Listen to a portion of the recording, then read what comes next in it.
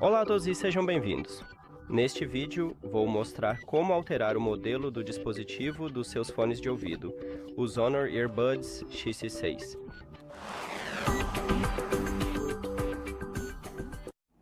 Você deve começar abrindo o aplicativo HONOR AI Space, e se você já adicionou seus fones de ouvido ao aplicativo, verá eles na lista de dispositivos.